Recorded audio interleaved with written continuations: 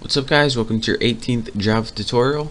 In this tutorial I'm going to be going over something called nested if statements and also else if statements. So I gave you guys a quick heads up on what an if and else statement was in a couple tutorials ago, but I'm going to give you a refresher real quick in case you forgot, and then I'm going to be getting into some more stuff that we're going to be needing later. So go ahead and make an integer. You can have it whatever you want. I'm going to name mine age and set it equal to something like, actually set it equal to 60.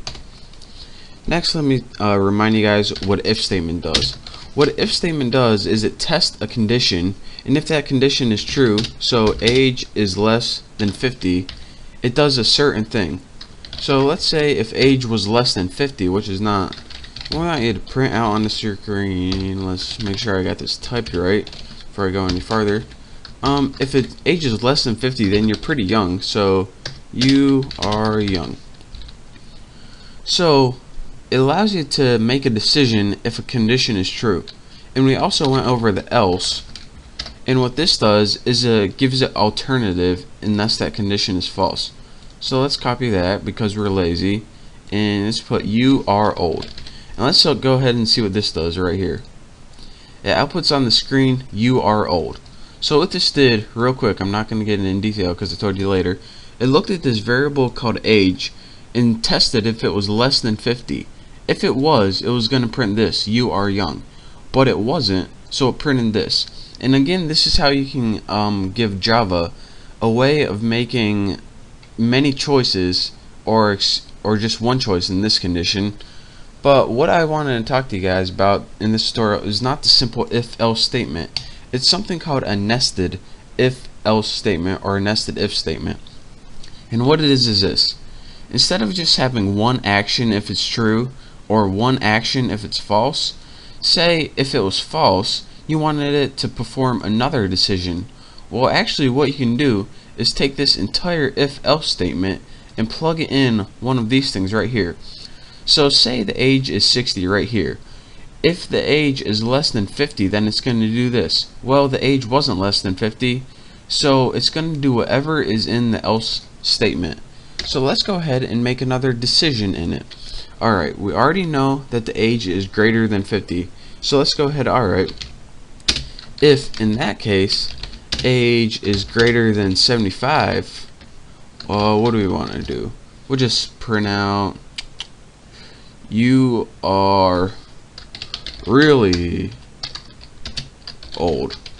So if age is greater than 75, we want to print out you are really old. Else in that case, age must be greater than 50 but less than 75. What are we going to print out? We'll print out something nice for him.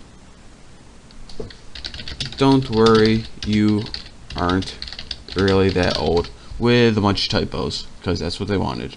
So let's go ahead and run this, and when we do, it says you are old, don't worry, you aren't really that old. And let me show you guys what happened right here. This entire thing is your main if else.